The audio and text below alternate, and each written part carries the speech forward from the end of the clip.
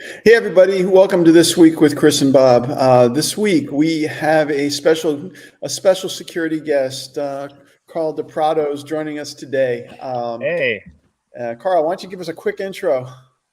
hi everybody. Um, my name's Carl DePrado. I have a company in Montrose, New York, which is just outside, about an hour north of New York City, right by West Point, called A to Z Business IT. I focus in cybersecurity and IT support. Cool. Um, Thank you guys for having me on the show. And I for just everyone, I just want to comment on how sick the power lines behind you look. Oh, well, I'm getting my car serviced, and this was, you I asked if know. I could come on. So Yeah. yeah, they did. They did. Well, I'm not sitting directly underneath them, so that's at least a good thing. Just to give everybody that idea, we literally asked him 10 minutes before we were going to get on, and then we waited a little bit because we didn't give him very much time. But that's our fault. hey, It's okay. that's technology and the internet. There you Any, go. anywhere, anytime, and the same thing Gotta with be up for anything. same thing with the bad guys. They're attacking anywhere, Exactly. anytime. I know Chris has got some stuff he wanted to talk about, but I wanted to share real quick with you guys something that happened over the weekend. I saw a new telephone attack happening where the bad guys are calling up claiming to be the fraud department of the bank. I talked about that a couple weeks ago where we had a client that Yep. lost some money. Well, this one they put a new spin on it while they're on the phone, while the bad guys are talking to actually it was my sister talking to my sister. She got a second phone call or a text message saying that there was fraudulent activity on her account, she may be talking to bad guys right now. So the bad guys called twice and established trust to try and get access to her data, her accounts for one more. But she was wise to the whole thing and told them to go pound salt and moved on. But so that's what happened. I know, Chris, you've got a bunch of stuff to talk about today, but I wanted to just share that with everyone because the bad guys, it's a really clever idea. You call a second time and now you're establishing trust that you're helping them. That's I real. That's a pretty The level common. of deception is the impressive part. Yeah, Like that, man. I'll tell you what. You're going all in for a bit and going all in for a scam when you actually set up two phone calls like that. Yeah. And it's Mhm. a lot of people. One person falls for it, but like how many people with that when that second phone call comes in and they act like the bank? How many more people is that going to trick? Well, Exactly. So they're operating on FUD, fear, uncertainty, and doubt. Now they yeah, got the second call, and yeah. now it creates. We already have in the back of our head, oh my gosh, it's the bank calling, and that's never good news. And now we get that second call back up. Yeah. So as far as today, what we want to talk about is something that like all three of us in our businesses, when we talk to prospects, we talk to customers, this is something that's very important to us. We don't necessarily use this term very often with them, but the reality is like cyber resilience is kind of where we're going, and we're trying to change the mindset of businesses and business owners from a preventative mindset towards a cyber resilient mindset. And all that means is we're moving you towards just putting in preventative controls. So I guess we can use a castle as an example. It's probably a good example. They built big walls. They may put archers on the top of it. They put a moat around it. But what happens when they get by all that? What happens when a spy gets in and starts doing things inside of the castle? And that's where cyber resiliency comes in for your business. It's really just your ability to continuously deliver your business outcome despite a cyber attack, despite somebody maybe doing business email compromise, despite somebody maybe deploying ransomware. And all three of us have kind of are putting that in our business and putting that towards our customers. And I think it's important to talk about because for so long we've all been about preventative care. And doctors will tell us that too. But at some point you have to look at having the visibility in your environment, having somebody looking at it all the time to know that when somebody's inside of your business, that you can respond and control the blast radius accordingly. So I think that's a pretty good intro. I don't know. No, that's a great inch, Yeah, that's perfect analogy. if you take that castle, that castle, it's everything that we do layers on top of each other to protect, to provide protection. You know, castles had a moat, castles had a wall, and then they had guards, and then they had arrows. So that's all individual layers. And before you even got to the castle, there's probably a layer of thorns to go through. So, and weather, depending on where you were too, you had the weather aspect of it, right? If you had to travel to it. And they had special slits in the castle for the archers, so that it was only so they could shoot an arrow out, and it was impossible to shoot an arrow back in. You know, there's a whole bunch of science. Yeah, it's a firewall with with the first port in a firewall was the slits in the window. And then the outbound first traffic only. And then the first phishing email ever was the Trojan horse. Absolutely. Right? You got by all those defenses by just gifting a horse. Giving them a nice present. USB, it's basically a big wooden USB drive. Yeah. Or somebody click or somebody click or a spam email. I got one yesterday where they said, "Hey, your package didn't arrive," and I clicked the link and it was a perfect UPS, post office site. I looked at the website; it didn't match the link, but it looked exactly like the post office site. So they're working on better and better Trojan horses. It's too bad we're live and we can't scrub that Carl said he clicked on a link. Oh, sorry. Well, I did. You can't scrub that. I did it in a sandbox. Oh, so. Yeah, there you go. See, now he tells the whole story. Yeah, like when we we don't do it. No. On a production machine or something that actually has access to data. You do it inside of a sandbox. Yeah, I just wanted to make sure that people understood that we're not just. And what a sandbox means is that if it does get compromised, it's not going anywhere. Yep. There's a lot of tools. Sort of like, what's that? Sorry. I was gonna say there's a lot of tools that will do sandboxing in the cloud too before you even get to the point of clicking on it. So. Exactly.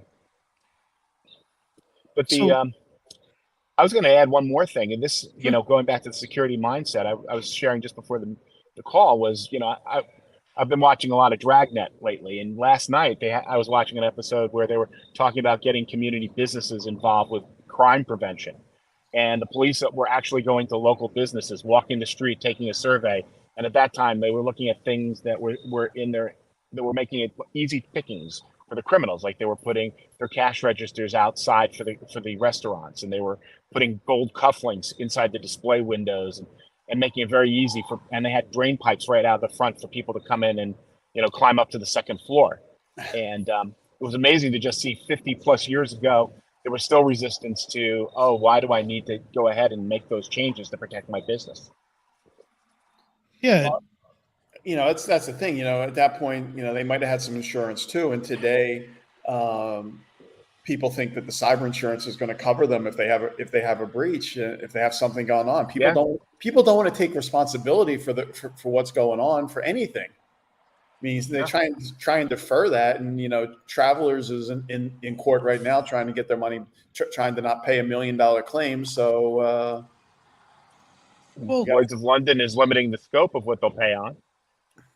Yeah, with the nation state stuff, even though last week they may have suffered an attack from a nation state, which is somewhat amusing and not at the same time. Bob and I talked about this last week. We saw a guy talk about, like, for our businesses, if we get hit with one cyber insurance claim, there's a chance that we're uninsurable. Yeah. So take that for what it's worth. If you look at all the companies out there that provide IT services and things like that, the ones that maybe don't have cyber insurance, the ones that do, how many aren't doing the things that they need to do to help you help their business, first of all, be cyber resilient, but then help yours be cyber resilient? And I think that's the scary part. Like I met a company that they do printing. They've sold printers forever, and now they're trying to jump into this IT space. And it's not attack on them. I mean, I'm all for people starting businesses and expand their business, but I mean, they're also jumping into a game that, like, it's not what it was 10 years ago. We can't continue to keep operating like we did 10, 15, even 5 years ago. This is something that even changes. 2 years ago. Yeah, no, it's our whole model, like the way that we deliver services, really, like we go back to the castle analogy, and it's defense in depth, right? We're putting defenses at multiple layers so that when one thing gets past, when it gets past one layer, we have another layer to detect it. and you can't Yeah. put unlimited layers in.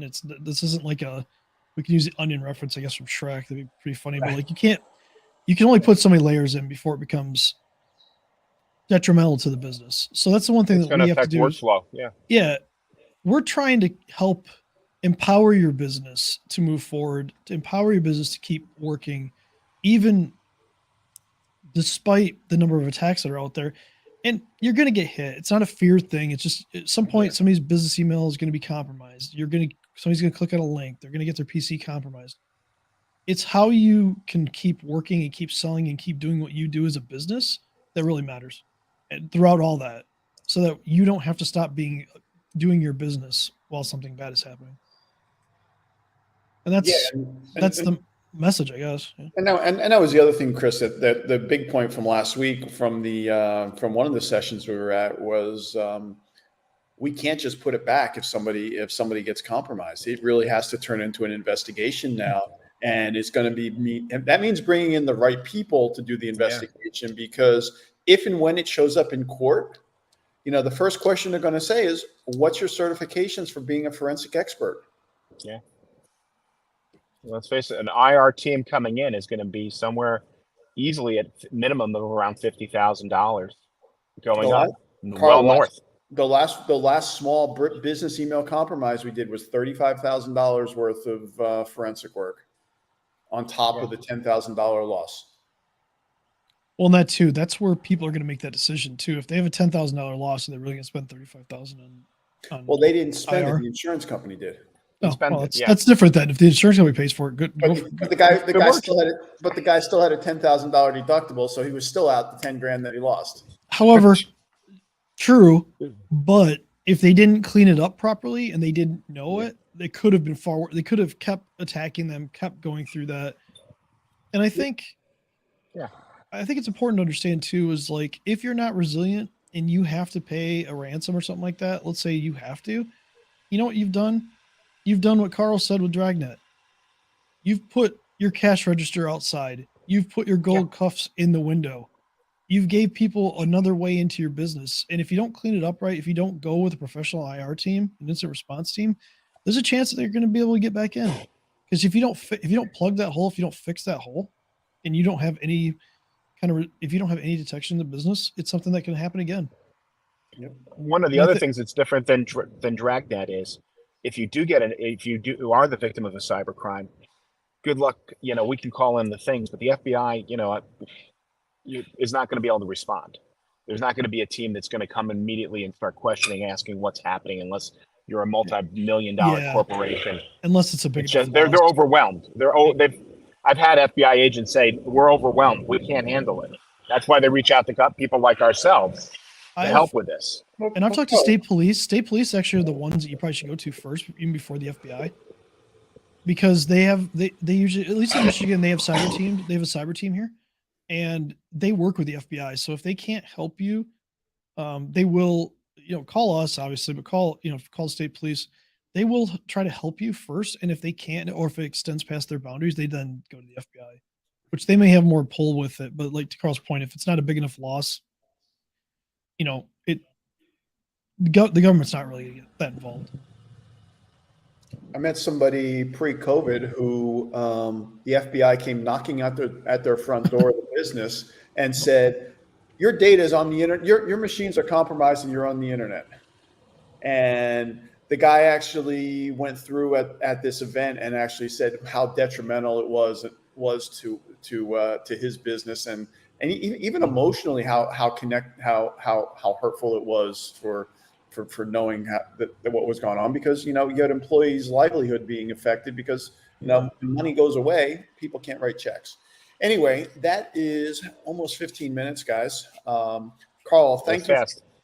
Thank you for jumping on the call with us today. Yeah. And like they said last week when we were in Austin, was it Austin?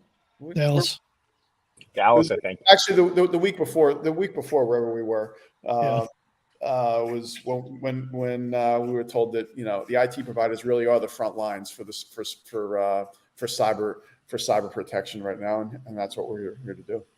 Okay. If you have any questions, if anybody has any questions about resilience and like the things that we can do, we could get more in depth on that. Just let us know. Yep. If you have any other kind of questions or business questions, just drop us a comment, drop any of us a comment. We can kind of collectively get that back together, and we're more than willing to just do another video on it. So Well, thanks everyone. Have a great day. thanks. Have a good day, guys. Thank you, guys.